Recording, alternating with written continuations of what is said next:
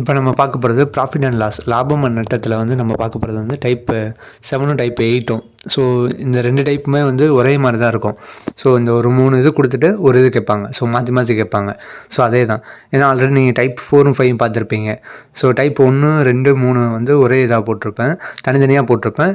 4 5 6 வந்து நான் ஒரே வீடியோவாக போட்டிருப்பேன். ஏன்னா மாற்றி மாற்றி கேட்டிருப்பாங்க. அந்த 3 டைப்புக்கு வந்து கணக்கு வந்து நிறையா இருந்துச்சு, அதனால தனித்தனியாக போட்டிருப்பேன். ஆனால் கான்செப்ட் ஒன்று தான்.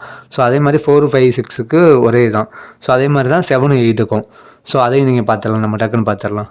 ஸோ டைப் 7 பார்ப்போம். இந்த பிடிஎஃப் பற்றின டீட்டெயில் தெரிஞ்சுக்கணுன்னா கீழே நான் டிஸ்கிரிப்ஷனில் லிங்க் கொடுக்குறேன். ஸோ அதை நீங்கள் பார்த்துக்கோங்க. அதில் வீடியோ ஒன்று போட்டு வச்சுருப்பேன், மேக்ஸ் பிடிஎஃப் வீடியோன்னு போட்டு வச்சுருப்பேன். ஸோ அதை பார்த்தாலே தெரிஞ்சிடும். டைப் 7 8. ஸோ அதை பற்றின இதான் இது. டைப் 7ல் வந்து குறித்த விலை, மார்க்கெட் ப்ரைஸ், தள்ளுபடி சதவீதம், டிஸ்கவுண்ட் பர்சன்டேஜ். இதில் வந்து எக்ஸ்ட்ரா ஒன்று ஆட் ஆகுது பாருங்களேன். இதில் வந்து லாபம் அண்ட் நட்ட சதவீதம் இல்லை, இதில் வந்து கொடுத்துருக்காங்க. ஸோ இந்த மாதிரி இதுவும் கொடுத்துட்டு அடக்க விலை கேட்குறாங்க. அதே டைப் 8ல் வந்து குறித்த விலை கேட்குறாங்க. ஸோ இந்த இடத்துல அடக்க விலையை கொடுத்துட்டு குறித்த விலையை கேட்குறாங்க, அந்த இடத்துல குறித்த விலையை கொடுத்துட்டு அடக்க விலையை கேட்குறாங்க. ஸோ இதுதான் 2 டைப்புக்குள்ளே டிஃப்ரெண்ட்டு. ஸோ நம்ம டேரெக்டாக வீடியோக்குள்ளே போயிடலாம், கான்செப்ட் பார்த்துடலாம். ஸோ ஈஸியாக தான் இருக்கும். டைப் 7ல் ஒரு 3 கணக்கு இருக்குது, டைப் 8ல் ஒரு 3 கணக்கு இருக்குது. ஸோ ஒரே வீடியோவாகவே நம்ம டக்குன்னு முடிச்சிடுவோம்.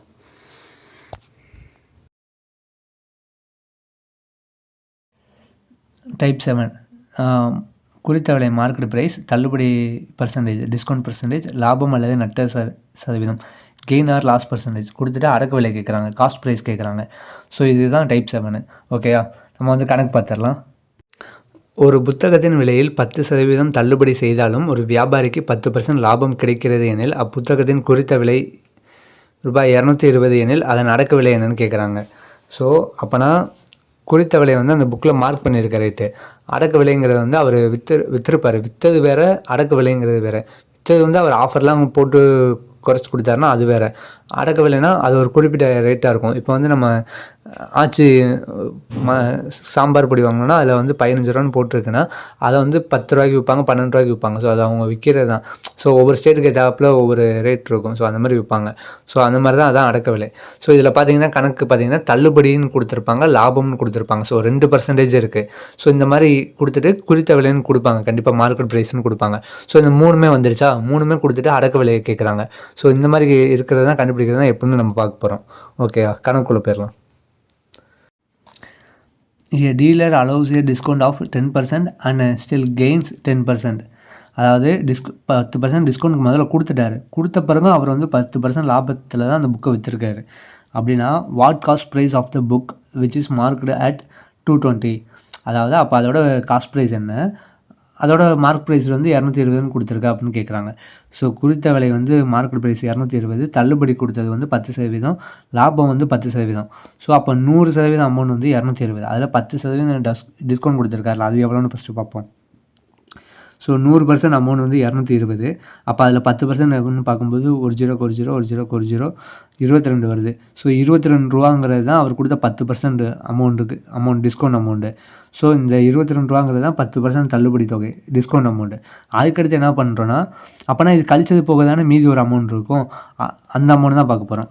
அப்போனா 220லேருந்து 22 கழிச்சா வச்சுக்கோங்களேன் 198 வரும். அந்த 198 தான் தள்ளுபடிக்கு பின், அதாவது 10% ஆஃபர் கொடுத்தது போக அந்த புக்கோட ரேட் வந்து 198 ரூபா.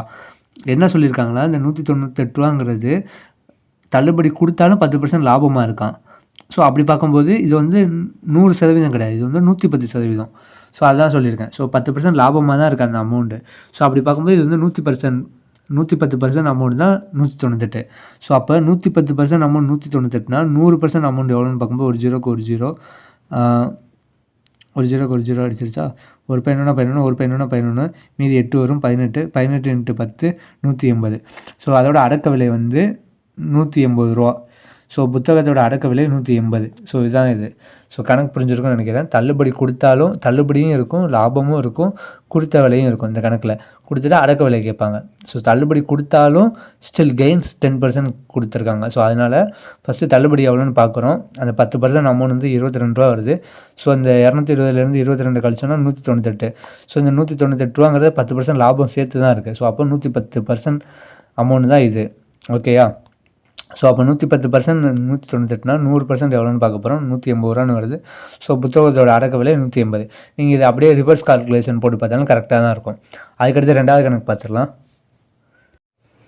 ஒரு செல்ஃபோன் விலையில் 20% தள்ளுபடி செய்தாலும் ஒரு வியாபாரிக்கு 20% லாபம் கிடைக்கிறது எனில் அந்த செல்ஃபோனின் குறித்த விலை 3000 எனில் அடக்க விலை என்னன்னு கேட்குறாங்க. அதோட மார்க்கெட் ப்ரைஸ் வந்து 3000 ரூபா. 20% டிஸ்கவுண்ட் கொடுக்குறாரு. கொடுத்தும் 20% ப்ராஃபிட் பார்க்குறாரு. அப்படின்னா அதோட மொத்த காஸ்ட் ப்ரைஸ் என்னன்னு கேட்குறாங்க. ஸோ இதான் இது. ஸோ மார்க்கெட் ப்ரைஸ் வந்து 3000 ரூபா, டிஸ்கவுண்ட் வந்து 20%, கெயின் வந்து 20%. ஸோ அப்போ 100% அமௌண்ட் தான் இந்த 3000 ரூபா. அப்போனா அதில் 20% டிஸ்கவுண்ட் கொடுத்தாங்களா, அது எவ்வளோன்னு பார்க்கணும். பார்க்கும்போது 2 ஜீரோக்கு 2 ஜீரோ அடியாயிரும். 30 × 20 600. ஸோ 20% டிஸ்கவுண்ட் கொடுத்த அமௌண்ட் தான் 600.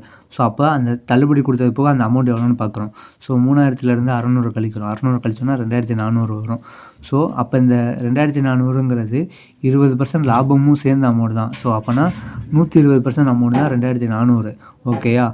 ஸோ தள்ளுபடி போக இந்த போனதுக்கப்புறம் உள்ள அமௌண்ட் தான் இந்த அமௌண்ட்டு. ஸோ அப்படி பார்க்கும்போது 120% அமௌண்ட் தான் இது. ஏன்னா 20% லாபம் சேர்ந்து தான் இருக்குது. ஸோ 120% 2400னா 100% எவ்வளோன்னு பார்க்குறோம். 1 ஜீரோக்கு 1 ஜீரோ, 1 12 12, 12 2 12 24. ஸோ 20 20 × 1 ஜீரோக்கு 1 ஜீரோ 20 200 × 10. ஸோ 2000 ரூபா வரும். இதான் இதோட அடக்க விலை. ஸோ செல்ஃபோனோட அடக்க விலை 2000 ரூபா. இதை நீங்கள் அப்படியே ரிவர்ஸ் கால்குலேஷன் போட்டு பார்த்தீங்கனாலே இந்த 3000 ரூபா வந்துடும். ஓகேயா. ஸோ இதான் இது. இப்படி தான் கண்டுபிடிக்கணும். அதுக்கடுத்து 3வது கணக்கு பார்த்துடலாம். ஒரு பொருளின் குறித்த விலை ரூபாய் 15000. அவர் 20% தள்ளுபடி செய்த பிறகும் 20% லாபம் அடைந்தார் எனில் அடக்க விலை என்னன்னு கேட்குறாங்க. ஸோ மார்க்கெட் ப்ரைஸ் வந்து 15000. 20% டிஸ்கவுண்ட் கொடுத்தும் 20% கெயின் ஆகுது, ப்ராஃபிட் ஆகுது. ஸோ அப்போனா அதோட காஸ்ட் ப்ரைஸ் என்னென்னு கேட்குறாங்க. மார்க்கெட் ப்ரைஸ் வந்து 15000 ரூபா, டிஸ்கவுண்ட் வந்து 20%, கெயின் பர்சன்டேஜ் வந்து 20%. ஸோ மொத்தம் 100% அமௌண்ட் தான் 15000. ஸோ அப்போ அதில் 20% எவ்வளோன்னு பார்க்க போகிறோம். ஏன்னா டிஸ்கவுண்ட்டா. ஸோ அப்படி பார்க்கும்போது 2 ஜீரோக்கு 2 ஜீரோ கேன்சல் ஆயிரும். 150 × 20 3000 ரூபா வரும். ஸோ 20% டிஸ்கவுண்ட் கொடுத்த அமௌண்ட் வந்து 3000 ரூபா. ஸோ அப்போனா 15000லேருந்து 3000 கழிச்சோன்னா 12000 ரூபா. ஸோ இந்த 12000ங்கிறது தான் தள்ளுபடி போக இருக்கிற அமௌண்ட். ஆனால் இந்த அமௌண்ட் வந்து 20% லாபத்தில் தான் இருக்குது. ஸோ அப்போ இது வந்து 120% அமௌண்ட்டு.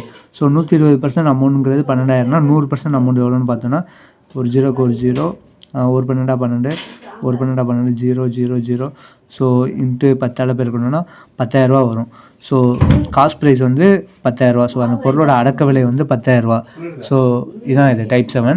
அதுக்கடுத்து டைப் 8ல் வந்து மார்க்கெட் ப்ரைஸ் கேட்பாங்க. அடக்க விலை கொடுத்துட்டு மார்க்கெட் ப்ரைஸ் கேட்பாங்க. காஸ்ட் ப்ரைஸ் கொடுத்துட்டு மார்க்கெட் ப்ரைஸ் கேட்பாங்க. ஸோ இதுதான் டைப் 8. அதுவும் பார்த்துடலாம் அடுத்து.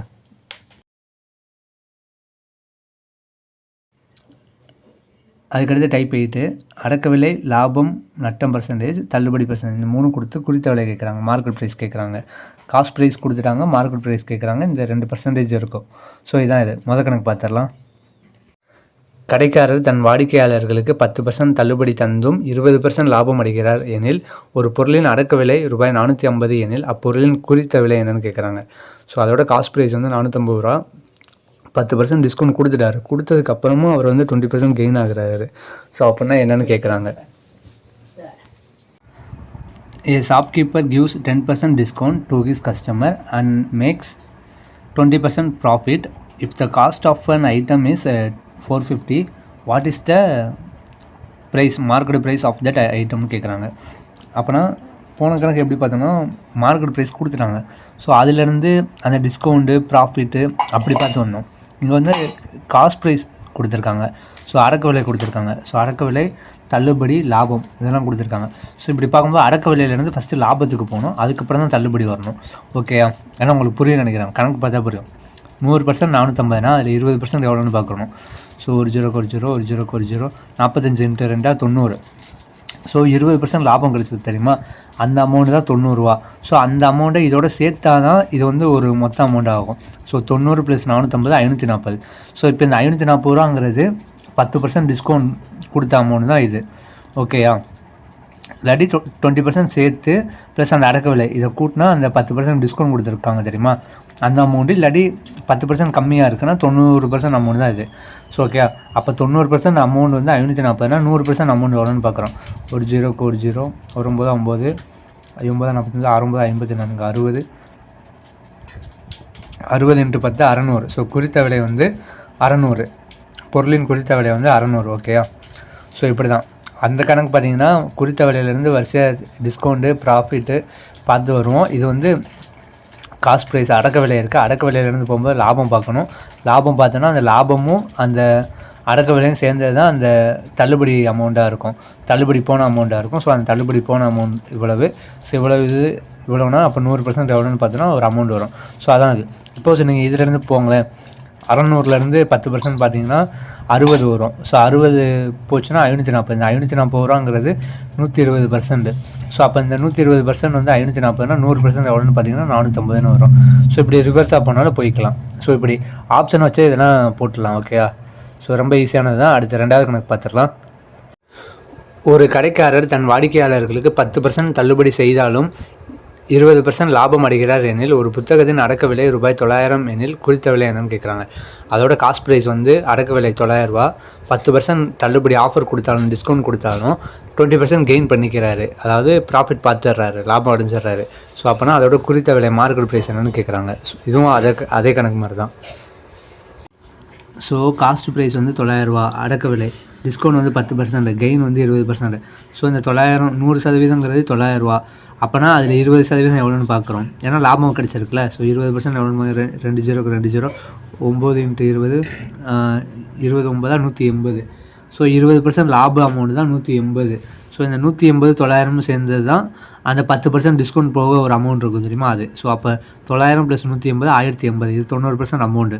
ஸோ 90% அமௌண்ட் தான் 1080னா 100% அமௌண்ட் மொத்தம் எவ்வளோன்னு பார்க்கும்போது 1 0 1 0 1 9 9 19 90 99 108 12 9 108. ஸோ 12 × 100 1200. ஓகேயா? ஸோ இதுதான் மார்க்கெட் ப்ரைஸு. ஸோ பொருளோட குறித்த விலை 1200. ஸோ இதிலேருந்து பார்த்தீங்கன்னா 10% பார்த்தீங்கன்னா 1200ல் 10% பார்த்தீங்கன்னா 120 வரும். ஸோ 1200லேருந்து 120 கழிச்சோன்னா 1080 வரும். இது வந்து 120%ஆக இருக்கும். ஏன்னா லாபம் வந்து 20%. ஸோ 120% அமௌண்ட்டாக இருக்கும். அப்போனா அதில் 100% அமௌண்ட் எவ்வளோன்னு பார்க்கும்போது அடி கொடுத்து சால்வ் பண்ணோன்னா 900 வரும். ஸோ இதுதான் இது. இப்படி ரிவர்ஸாக பண்ணாலும் இப்படி ஆன்சர் வரணும் கரெக்டாக. ஸோ அப்படி பண்ணால் தான் நீங்கள் பண்ணது ரைட்னு அர்த்தம். அதுக்கடுத்து 3வது கணக்கு பார்த்துடலாம். ஒரு கடைக்காரர் தன் வாடிக்கையாளருக்கு 20% தள்ளுபடி செய்தாலும் 20% லாபம் அடைகிறார் எனில் ஒரு புத்தகத்தின் அடக்க விலை 1000 எனில் அப்புத்தகத்தின் குறித்த விலை என்னன்னு கேட்குறாங்க. அதாவது ஒரு ஷாப்கீப்பர் வந்து 20% தள்ளுபடியும் 20% ப்ராஃபிட்டும் 20% பார்த்துடுறாரு. அதோட வந்து காஸ்ட் ப்ரைஸ் வந்து 1000. அதோட மார்க்கெட் ப்ரைஸ் என்னன்னு கேட்குறாங்க. ஸோ காஸ்ட் ப்ரைஸ் வந்து 1000, டிஸ்கவுண்ட் வந்து 20%, கெயின் பர்சன்ட் வந்து 20%. ஸோ அப்போனா எல்லாமே கொடுத்துட்டாங்க. ஸோ மொத்தம் 100% தான் 1000. அப்போ அதில் 20% எவ்வளோன்னு பார்க்குறோம். 2 0 2 0 10 × 20 200. ஸோ அந்த 20% லாபம் வந்துச்சு தெரியுமா, அதான் 200. ஸோ அப்போ இதுவும் இந்த 1000 சேர்ந்தது தான் வந்து அந்த டிஸ்கவுண்ட் போன ஒரு அமௌண்ட்டாக இருக்கும். ஸோ ஓகேயா? ஸோ அப்போ 1000 + 200 1200. ஸோ 80% அமௌண்ட் தான் வந்து 1200. அப்போனா 100% அமௌண்ட் எவ்வளோன்னு பார்க்கும்போது 1 0 1 0 4 2 8 5 2 10 1 4 4 3 12 300 × 5 1500. ஓகேயா? ஸோ மார்க்கெட் ப்ரைஸ் வந்து புத்தகத்தோட குறித்த விலை வந்து 1500. ஓகேயா? இதிலேருந்து இப்படி பார்த்தீங்கன்னா இதில் வந்து 20% பார்த்தா 300 வரும். 1500ல் 20% 300 வரும். ஸோ 1500லேருந்து 300 கழிச்சோன்னா 1200 வரும். இதான் வந்து அந்த 1200ங்கிறது வந்து அந்த 20% லாபமும் சேர்ந்தது. ஸோ 1200ங்கிறது 120%. அப்போனா 100% எவ்வளோன்னு பார்க்கும்போது 1000 வரும். ஸோ இப்படி ரிவர்ஸ் போனாலும் கரெக்டாக வரும், மேலேருந்து கீழே வந்தாலும் கரெக்டாக வரும். ஸோ இப்படி தான் செய்யணும். ஸோ டைப் 8 பார்த்துட்டோம். 3வது கணக்கு, 2வது கணக்கு, 1வது கணக்கு, இது ஃபுல்லாமே பார்த்துட்டோம். டைப் 8 அதுக்கடுத்து டைப் 7 பார்த்துட்டோம். டைப் 7லேயும் வந்து மொதல் கணக்கு, 2வது கணக்கு, 3வது கணக்கு எல்லாமே பார்த்துட்டோம். ஸோ டைப் 7ம் டைப் 8ம் வந்து ஒரே மாதிரி தான் இருக்கும். இந்த இங்கிட்ட ஒரு 3 இது கொடுத்துட்டு ஒரு இது கேட்பாங்க. அதே மாதிரி தான் காஸ்ட் ப்ரைஸ் கேட்பாங்க, இல்லாட்டி மார்க்கெட் ப்ரைஸ் கேட்பாங்க. இப்படி மாற்றி தான் கேட்பாங்க. ஸோ டைப் 7ம் டைப் 8ம் ஒரே வீடியோவில் பார்த்துருக்கோம். ஸோ இதோட இந்த டாபிக் முடிஞ்ச வரைக்கும் வீடியோ நிறையா பேருக்கு ஷேர் பண்ணுங்கள். MKDNBC சப்ஸ்கிரைப் பண்ண சொல்லுங்கள். நிறையா பேருக்கு இப்படி போயிட்டுருக்குன்னு தெரிஞ்சுக்கோங்க. அதுக்கடுத்து மீதி கொஞ்சம் டைப் தான் இருக்குது, அதையும் அடுத்து பார்த்துடலாம், ஃபாஸ்ட்டாக பார்த்துடலாம். ஏன்னா சிலபஸ் வேறு அப்டேட் பண்ணிட்டாங்க. ஸோ அதுக்கு அடுத்தாப்பில் ஸ்பீடாக போகணும். ஸோ அதுக்கு ஏற்றாப்பில் பார்த்துக்கலாம். தேங்க்யூ.